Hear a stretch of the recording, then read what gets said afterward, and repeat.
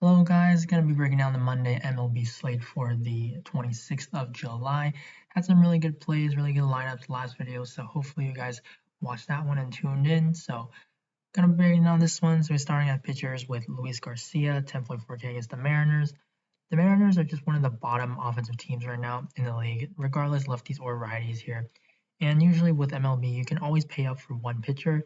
And so Luis Garcia being a lone 10K plus guy, he's going to definitely get some ownership here. And I would say maybe, the concern you can look at is that his pitch count, for ace caliber pitcher that is a five-figure price tag, he's not really getting the pitch counts that you would expect, but he is racking up some Ks. His walks not really an issue. Again, the Mariners just not really threatening, so I think Garcia is a good play, especially for cash tournaments. Both are fine. Now Kyle Hendricks 9,700. The Cubs they're not a good team right now, so the run support's going to be a problem. Hendricks also not someone who racks up the Ks, so he's more of a pitch to contact kind of pitcher. So, there's not a whole lot of upside, and especially with 9,700, I think this is too expensive for him. The Reds, not really a bad offensive team either. So, I don't think I'm going to go to Hendricks here. Something that's interesting is how every time he pitches, he's going 6 or 6.1 innings. That's really consistent. But not really a fantasy play for us. Now, Ohtani, cover boy today.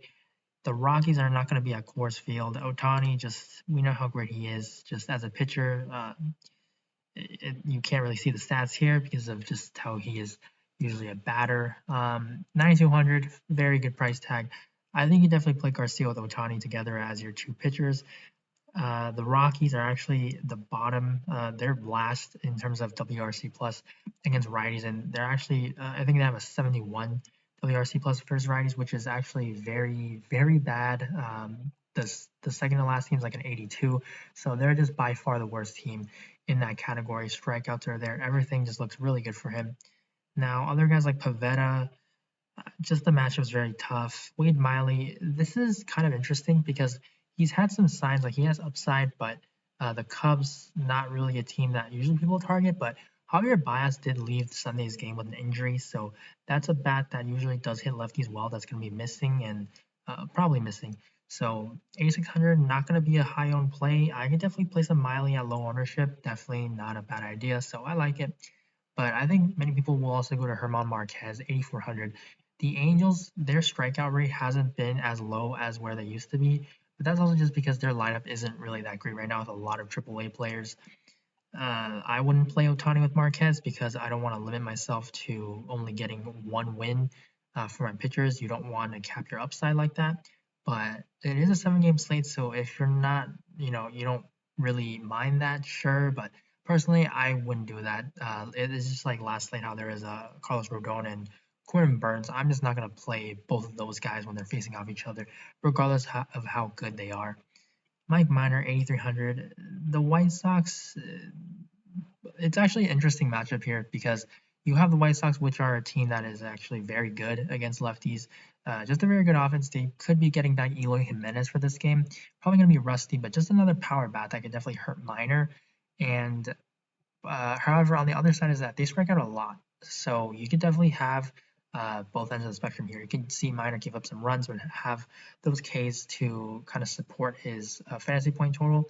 And then Minor himself, he's also very inconsistent. Like you look at his game log, a lot of games he goes like for high 20s, and then you can see his negatives. So he's very volatile. You just never know where you're gonna get out of him.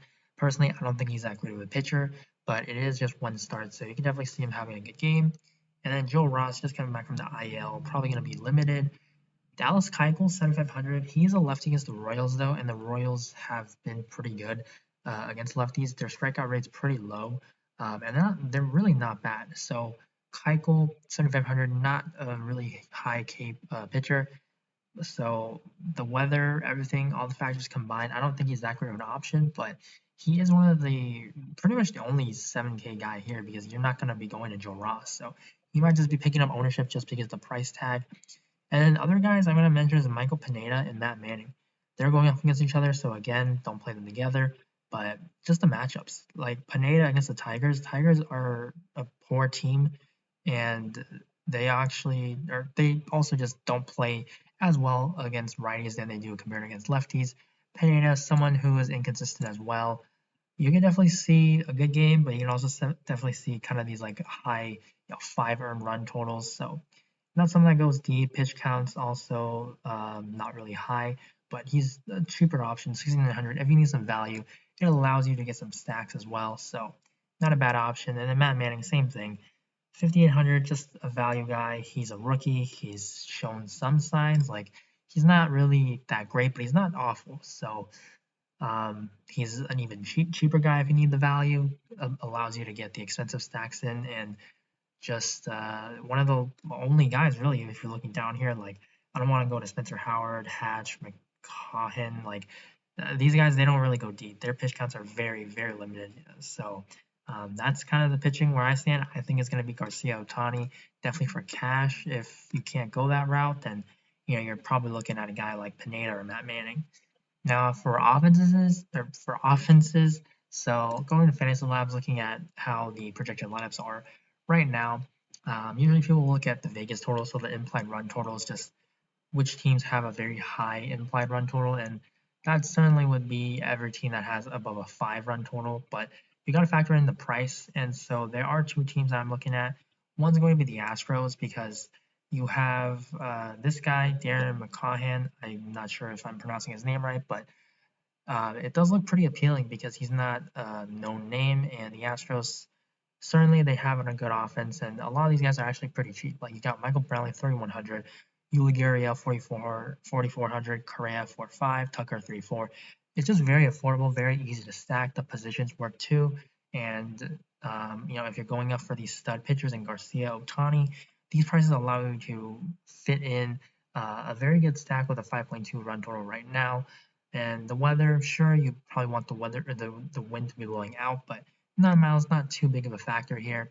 And I think possible another popular stack will be the Twins because they have a 6 run total. I think this is the highest right now.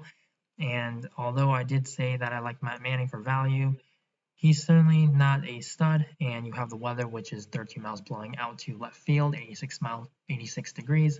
So the weather does seem pretty favorable for hitting. But again, we did have like 90-degree weather, winds blowing out when the Angels played the Twins with Patrick Sandoval almost pitching a no-hitter. So we can't factor in too much about the weather. You also gotta just look at pure talent. And so again, the Twins, they have a lot of appealing pieces here with the lefties and Max Kepler, which I would say is going to be one of the chalkier options at 3,700. Probably, one of the favorite home run picks for many. And then Polanco, Donaldson, Sano, we always know that they have a lot of upside in their bats. So I think this is a appealing team to stack, but gotta watch out for the ownership. It's Carter 4,800, gonna be back for this game probably. So just there's some pretty appealing bats. Now, if you're looking to get some sneaky stacks, I would say, teams like the Phillies, the Jays, the Red Sox, and the Cubs. So look at the Phillies side. The reason why I'm mentioning them is they're not that cheap, and you have Joe Ross, which he has been pretty good this season compared to where he has been in the past. But this is his first game back from injury, and the weather pretty favorable for hitting. So if you can, definitely try to get some of these stacks like the Phillies, just teams that maybe they don't have the highest run total, but they're not going up against aces and not really standing out because of the price tags. This is definitely a team that I'm going to be looking at. And both sides on this game because the pitching options, they're not going to be that great. And both these teams, like, they have some pretty expensive bats, and it's going to be hard to afford them when you're trying to pay out for pitching. So that's also something that I just really like to do, just like how I stacked the Jays against, I think it was Taiwan Walker, and it just really paid off. So gotta try to leverage the field on those plays, and then other teams that I mentioned, the the Cubs. Yeah, so for the Cubs side, like Wade Miley again, if there's no bias still, they're appealing bats like Chris Bryant, Contreras. It's gonna be hard to stack them just because they haven't been good, but righties against Miley, definitely a weak spot because Miley's given up a lot of power to the righties. But yeah, just trying to find maybe not the highest run totals and expensive stacks. That's a way to get different. That's how people just aren't going to be able to afford these guys. So Again, I would say if you're trying to get a core, a lot of these value adds are actually going to be from the outfield. Like you look at a guy like Max Kepler, 3,700, that's very appealing. And then someone that I didn't mention yet is Andrew Vaughn, someone that could be batting cleanup, projected to do so, 2,600. Just one of the better value options, value bats. And again, sorry, I'm giving you guys all an outfield play, but Michael Brantley, 3,100, like that looks really great as well. Verdugo, he's 3,500.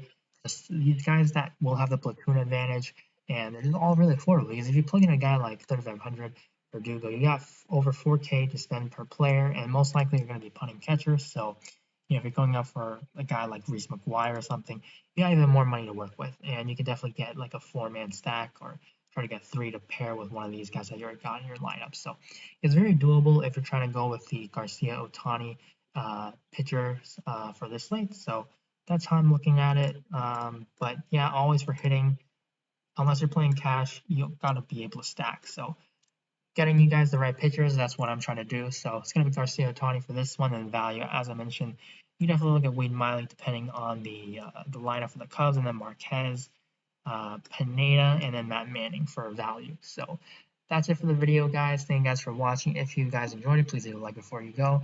You can find my Twitter at Boffles. Link will be in the description below. And you can always just ask me any questions. I'm always happy to help. And as usual, good luck on this slate, and I will see you in the next video.